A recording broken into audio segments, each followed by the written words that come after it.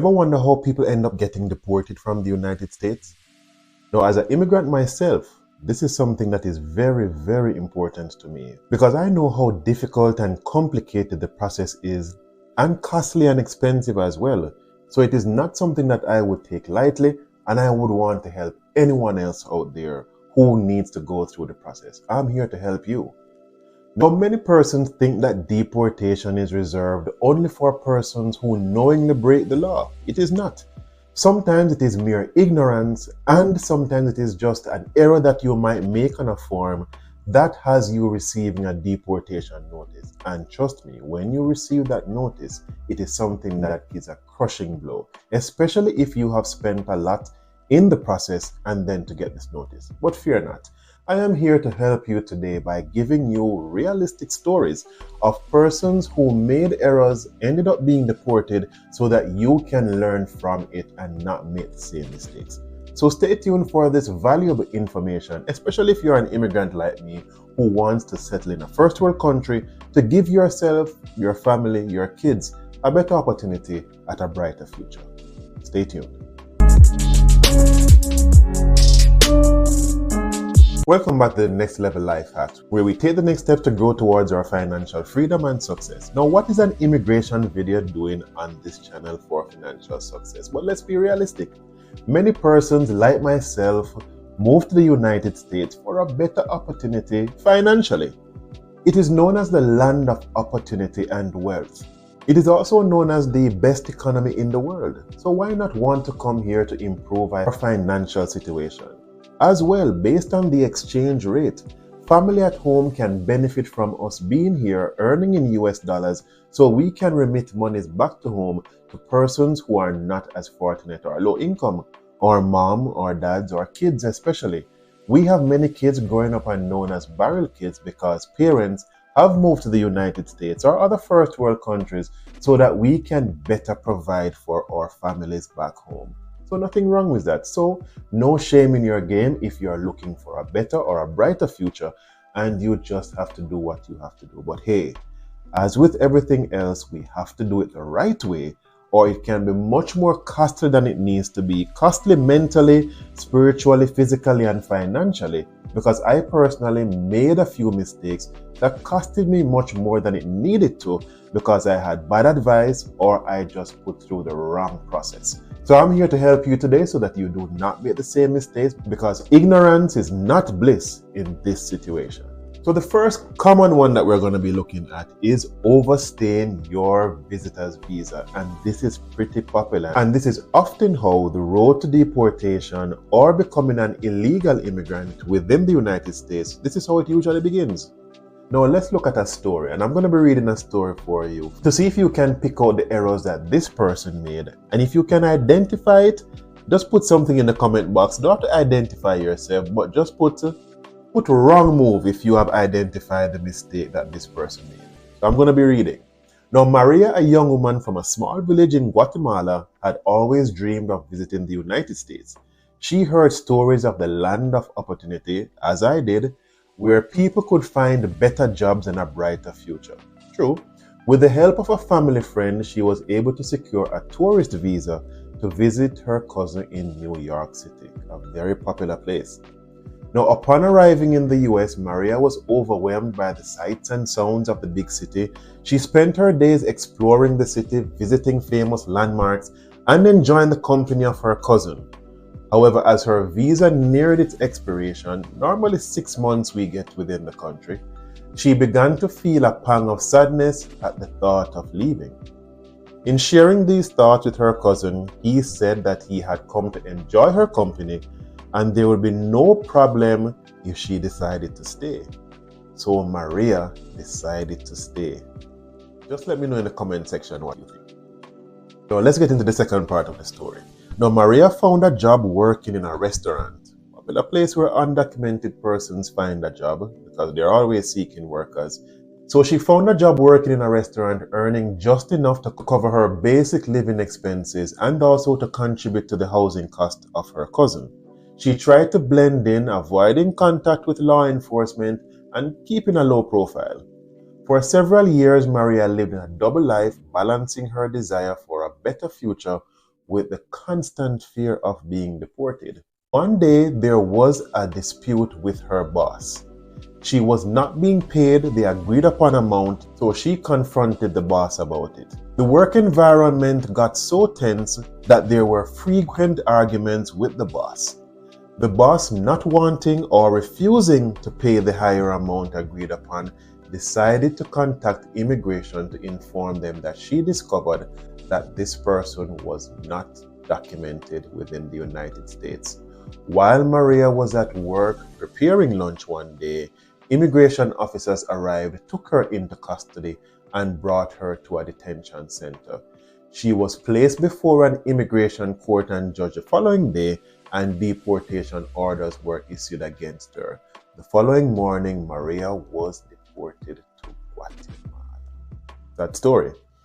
What are the mistakes here? One, it is overstaying the visitor's visa. Then the second situation was that she worked without authorization. Now, this is not just an implication for the employee Maria, but her boss could get into significant problems as well, because based on the Immigration Reform and Control Act, there are implications for an employer who will hire someone that is not documented.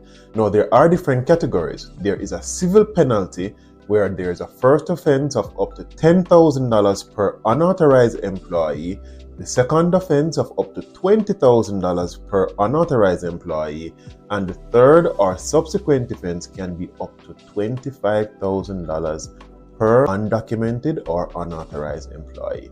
And there are also criminal penalties that exist as well, right? So she might be thinking that she is spiting or getting back at Maria, but then she can be called into account unless they say that, okay, she cut a deal being an informant. But hey, an employer can be liable for employing an undocumented worker. So we covered two so far. We covered overstaying your visitor's visa, and we have unauthorized work. Now, I have experienced, even if you came in for a certain period like 4 or 5 months and you worked for a certain period, then you leave and go back home. When you are re-entering, Customs and Border Patrol can question you as to the reason you were in the country for such an extended period, especially if you had booked a ticket for, say, 2 to 3 weeks and then you extended your ticket. Then you're going to be asked questions like, how did you finance yourself during 5 months stay? What did you do during the period? If you even said you volunteered for work at certain places and you were not paid, that is still work, and you can be barred from re-entering the United States. So you have to be careful what you do and how you answer questions. And let me just point out something here. Oftentimes an immigration officer will say to you, hey, be honest with me and just give me these responses and then we can work it out. Once you state exactly that you are working on what you are doing, they are obligated to follow the law and to bar you from entering, or they can revoke and cancel your visa. So you have to be careful. The next one here is criminal activity. And I have another story for you. So it's really story time. Now, there was a boy named Jamal. He grew up in Kingston, Jamaica. Hey, I know Kingston because I'm from Jamaica.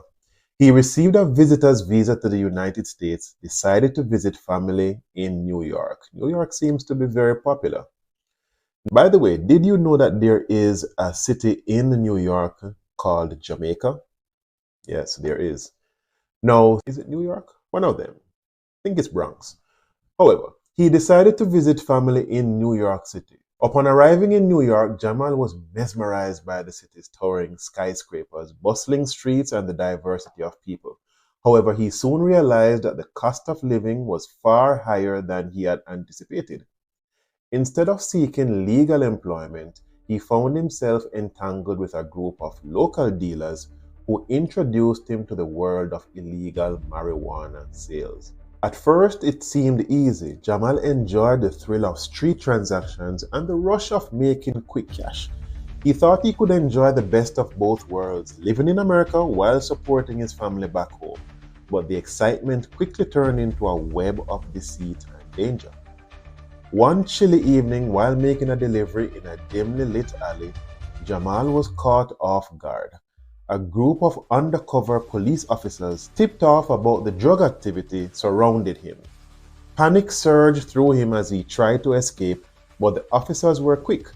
They apprehended him, handcuffed him tightly as he struggled to comprehend his fate. Detained in a cold, unwelcoming holding cell, Jamal felt a wave of regret wash over him. He thought of his family, the dreams he had when he left Jamaica, and the vibrant life he had once known. The reality of his situation sank in deeper with each passing hour. During the legal proceedings, Jamal learned that the consequences of his choices were severe. The judge, firm yet understanding of his youthful mistakes, sentenced him to time served and ordered his immediate deportation.